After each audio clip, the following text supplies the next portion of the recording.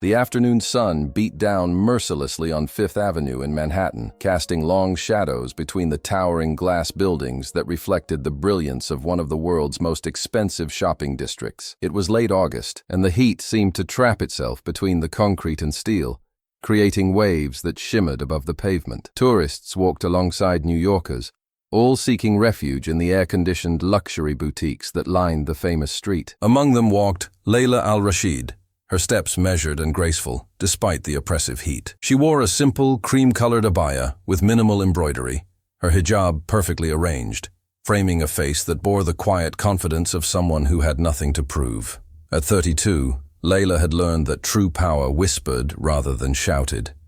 Her dark eyes observed everything with an intelligence that missed nothing, though most people who passed her barely registered her presence. She had arrived in New York 3 days earlier, staying at a modest hotel in Midtown, rather than one of the 5-star establishments where she usually conducted business. This trip wasn't about business, though. It was personal. After months of negotiations, mergers, and the endless demands of running a multi-billion-dollar investment empire, Layla had given herself something she rarely allowed: time to breathe, time to walk the streets like anyone else, time to remember what it felt like to be simply human. Her security detail watched from a discreet distance, trained to blend into the crowd. Layla had insisted on minimal presence. She didn't want the attention, the special treatment, the carefully choreographed dance that accompanied her public appearances in Dubai, London, or Singapore. Before we continue with this incredible story, we'd love to know, where are you watching this from? Drop your city or country in the comments below. And if you enjoy stories that remind us that appearances can be deceiving and that respect costs nothing, make sure to subscribe to our channel.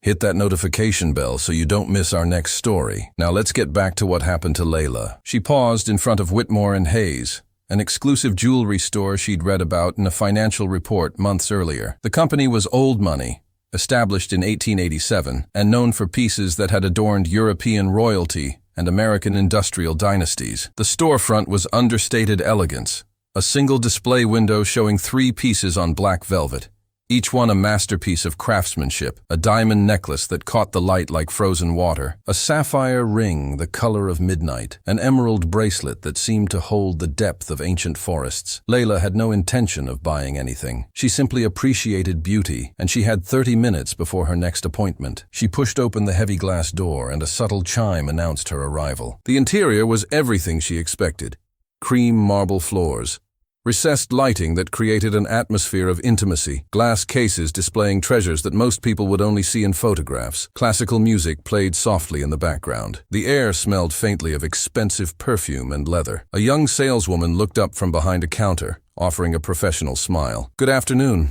Welcome to Whitmore Hayes." "Thank you," Layla responded, her English accented but flawless. The saleswoman returned to her work, and Layla began to browse slowly, her eyes appreciating the artistry of each piece. She paused at a case displaying vintage brooches, each one telling a story of a different era. "May I help you find something?" Layla turned to see a man approaching. He was in his mid-40s, wearing an impeccably tailored navy suit, his hair graying at the temples in a way that suggested distinction. His smile was practiced, professional, but his eyes were already making calculations. "I'm just looking, thank you," Layla said politely. "Of course." He nodded but didn't move away. "I'm Richard Hendricks, the manager here. Are you visiting New York?" "Yes." "Wonderful city, isn't it?" His tone was pleasant, but there was something performative about it, as if he were following a script. "We have many international visitors. Are you looking for something specific? A gift, perhaps?" "I'm simply appreciating the craftsmanship," Layla replied, turning back to the display. Richard hesitated,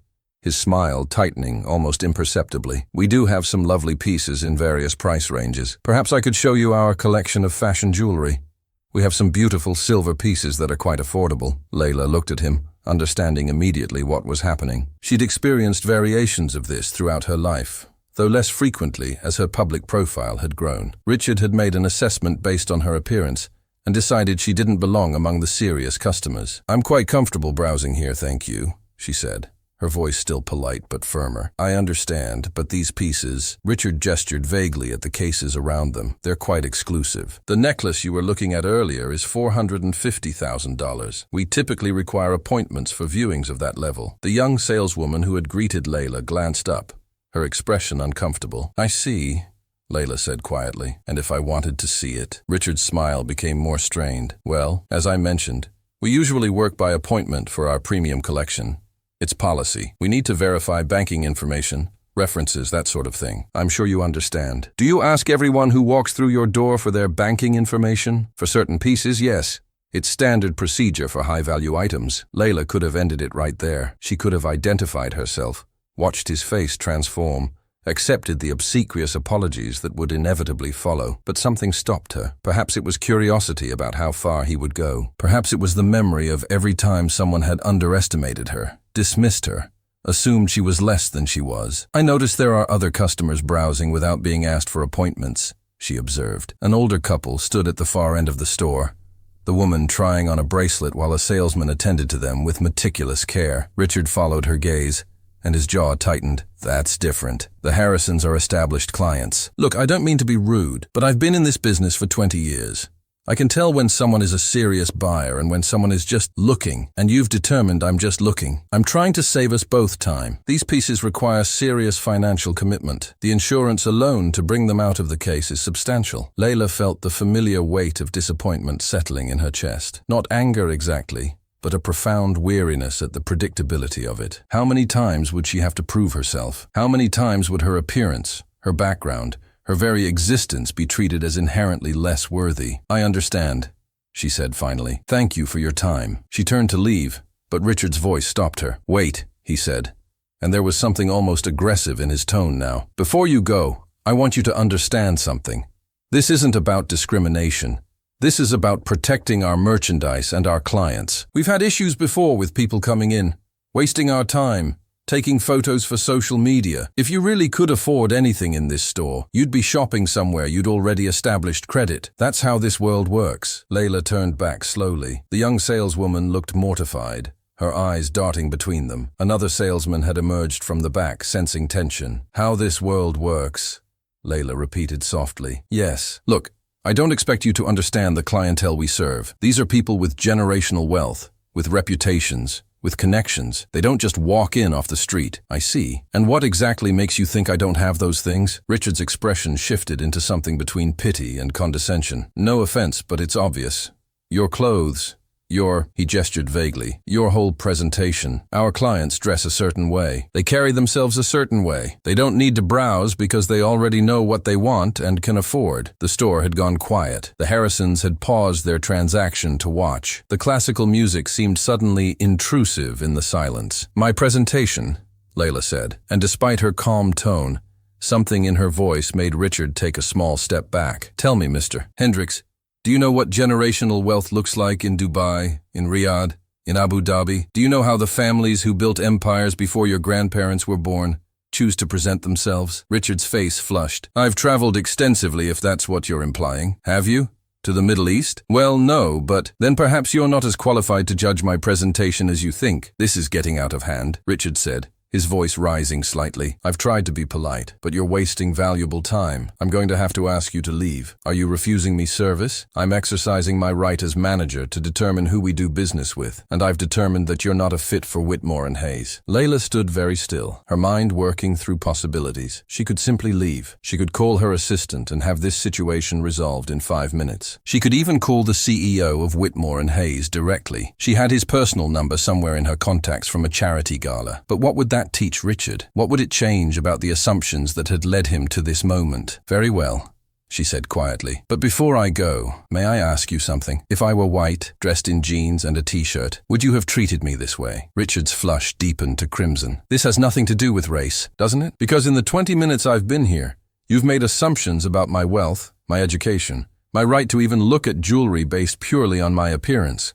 And the only thing different about my appearance compared to your other customers is my hijab and my skin. That's a serious accusation, Richard said, his voice tight with anger now. It's an observation, one I've made many times before in many different places. The young saleswoman stepped forward. Mr. Hendricks, maybe we should… Emily, go to the back, Richard snapped. But sir… Now, Emily hesitated, then cast an apologetic glance at Layla, before disappearing through a door behind the counter. Richard turned back to Layla, his professional mask completely gone now. You know what? I'm tired of being made to feel guilty for having standards. This store has a reputation to maintain. We can't have just anyone walking in demanding to see pieces worth more than most people make in a decade. If that makes me discriminatory in your eyes, fine. But I know I'm protecting this business, and I'm protecting our real clients from disruption. Your real clients, Layla echoed. Yes, people who belong here. The words hung in the air like poison. Layla felt something crystallize inside her. A decision forming. All right, Mr. Hendricks, I'll leave, but I wonder if you'd be willing to make a small wager with me. Richard frowned. A wager? Yes. Give me 5 minutes. Just 5 minutes of your time to see if I can prove I belong here, as you put it. If I can't, I'll leave immediately and you'll never see me again. If I can, she paused, then you owe me an apology. A genuine one, in front of your staff. Richard's eyes narrowed. What kind of proof? The kind you require.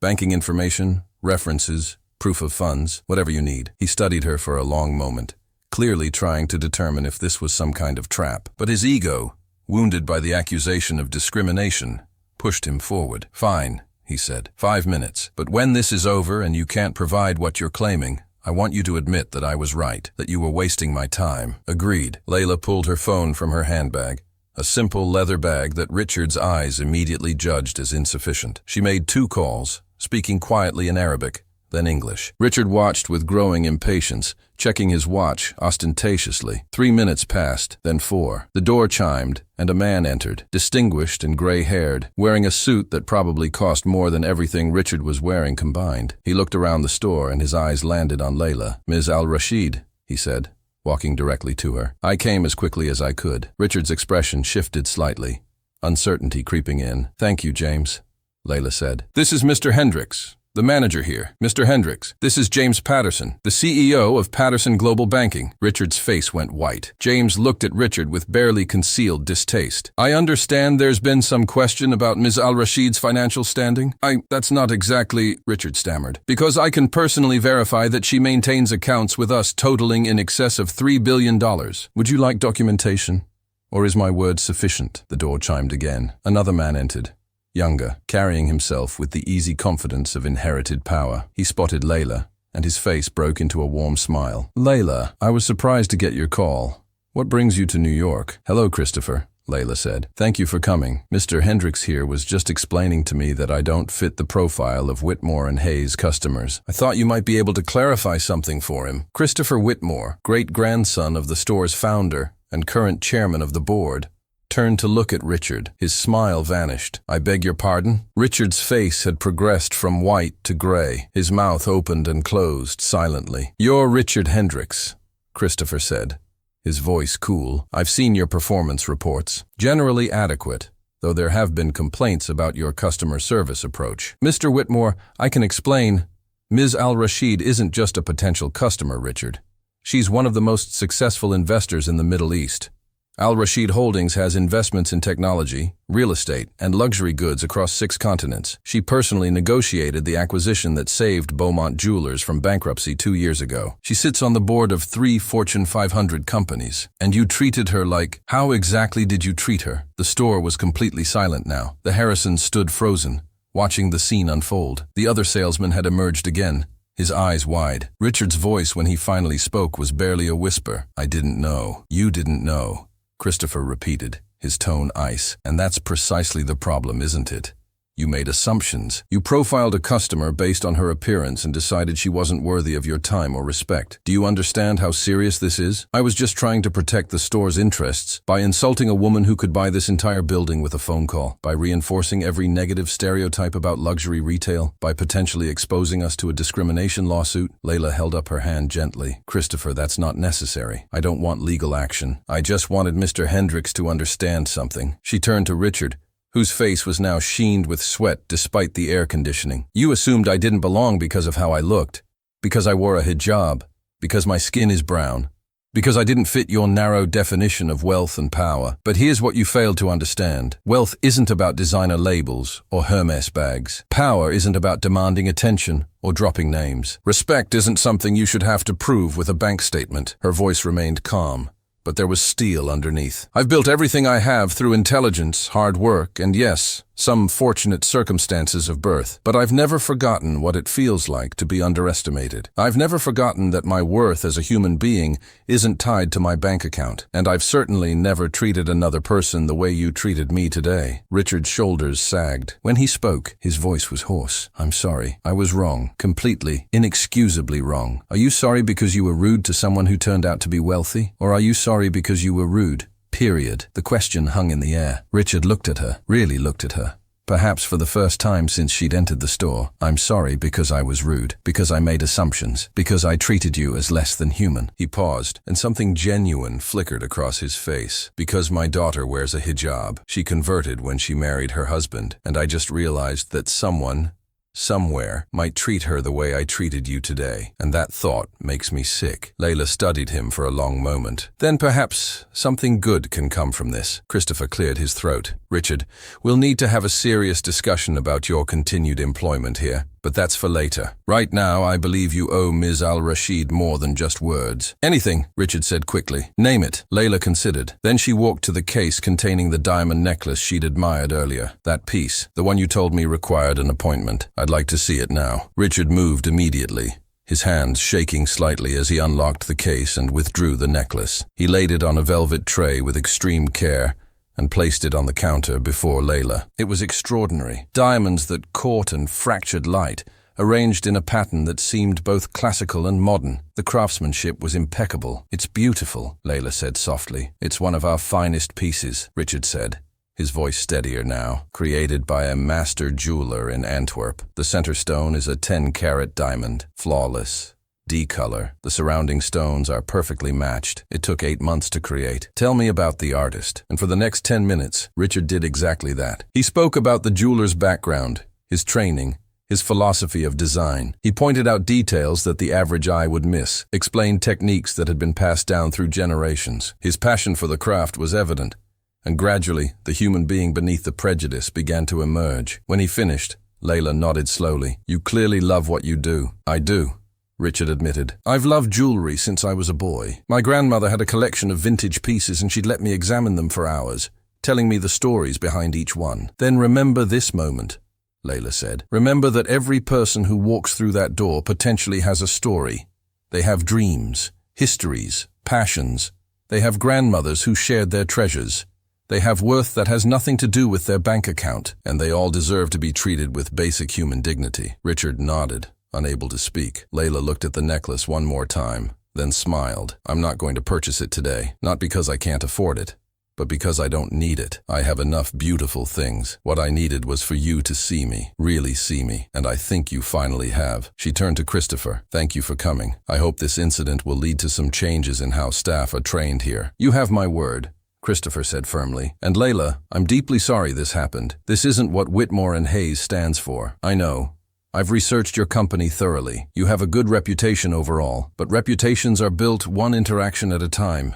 They can be destroyed the same way." She nodded to James Patterson, who had been standing quietly throughout. "Thank you for the character reference, James. Always, Ms. Al-Rashid, though I think Mr. Hendricks knows now that my word was unnecessary." Layla picked up her handbag and walked toward the door. She paused and turned back one final time. "Mr. Hendricks, I hope your daughter never experiences what I experienced today, and I hope you'll remember this conversation the next time someone enters your store who doesn't fit your expectations. The next person might not have the resources I have. They might not be able to make phone calls that bring CEOs running. They'll just have the memory of being made to feel small, being made to feel unwelcome, being made to feel other. That's a terrible thing to carry." Richard's eyes were wet. "I understand, and I truly am sorry. Not just for today, but for every time I've done this before without even realizing it." Layla nodded once, then pushed open the door and stepped back into the heat of Fifth Avenue. Her security detail fell into step beside her, and she walked for several blocks before finally stopping at a small park,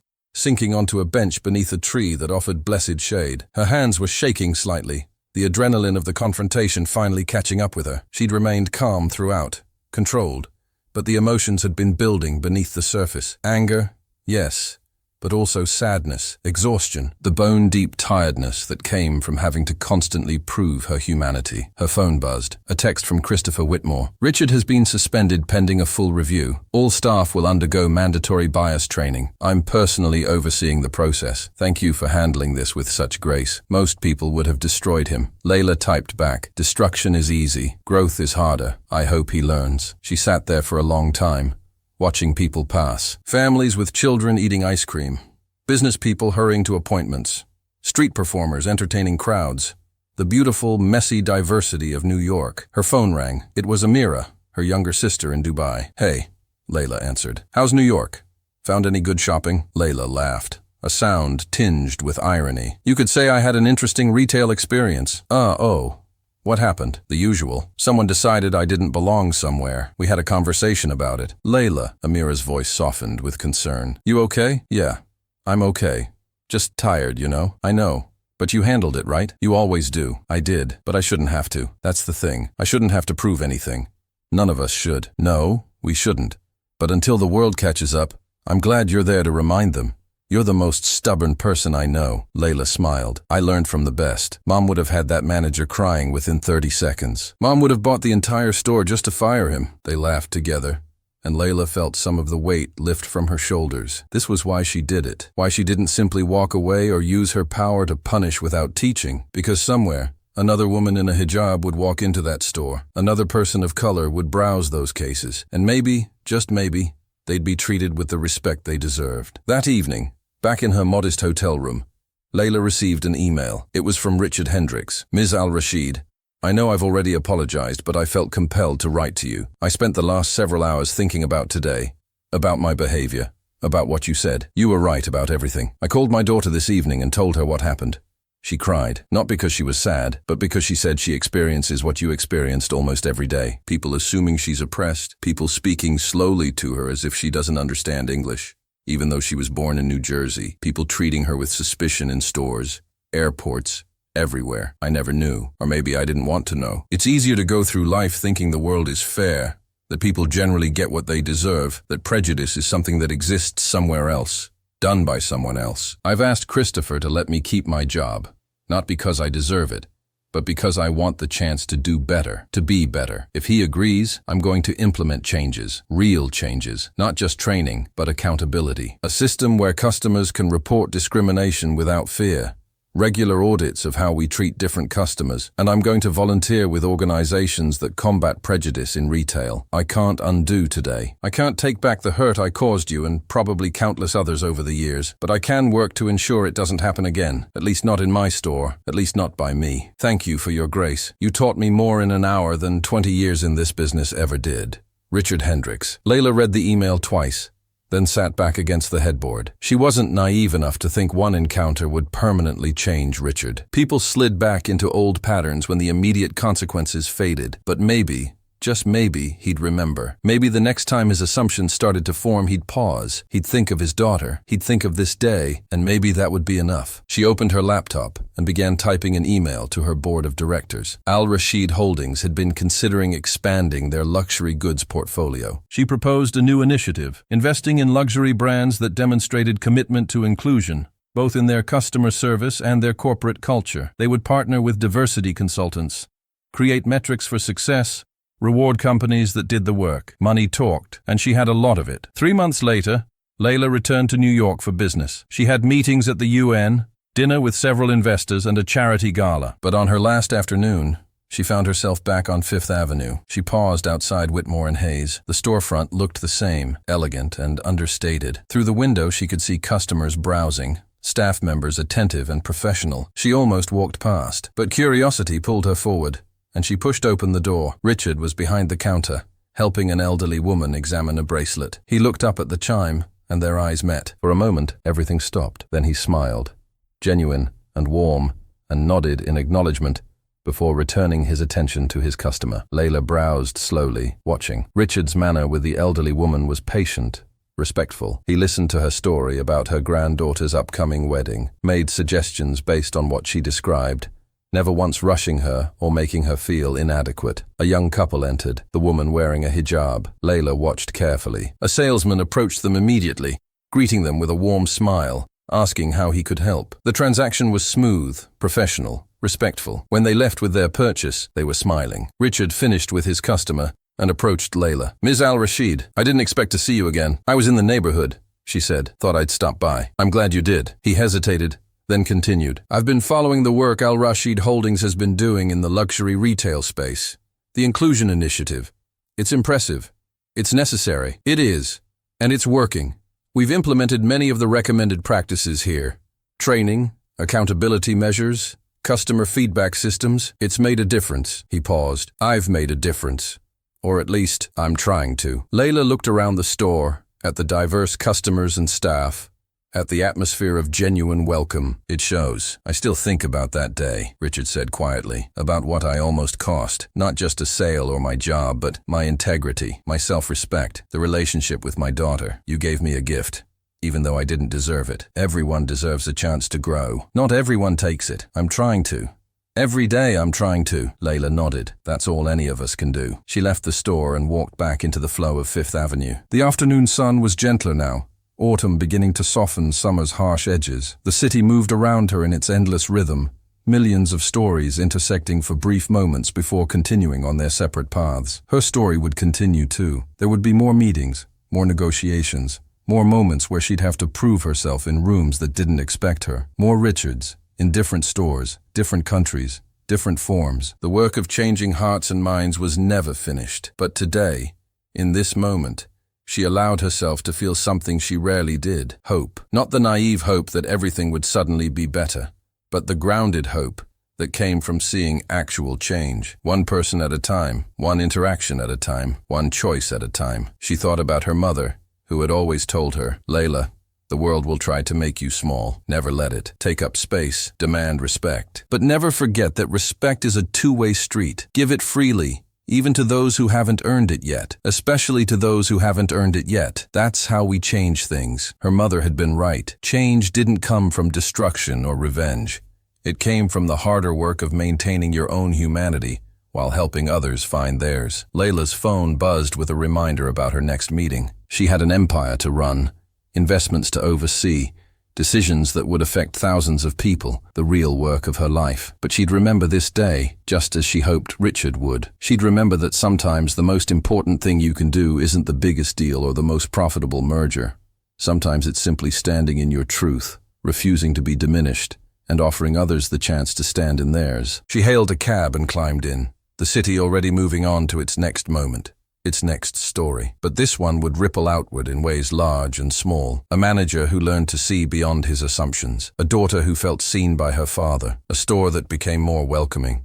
An industry that slowly, gradually, began to change. And a woman in a hijab who walked through the world with quiet dignity, knowing that she belonged everywhere, regardless of whether others recognized it. Because belonging wasn't something granted by others, it was something you claimed for yourself. The cab merged into traffic, carrying Layla toward her next appointment, her next challenge, her next opportunity to prove that grace and strength weren't opposites. They were the same force, applied with wisdom. Behind her, Fifth Avenue glittered in the afternoon sun, full of people and stories and endless possibility. And in one small corner of that massive churning city, a man stood in a jewelry store and thought about how to be better tomorrow than he was today. That was enough. For now, it was enough.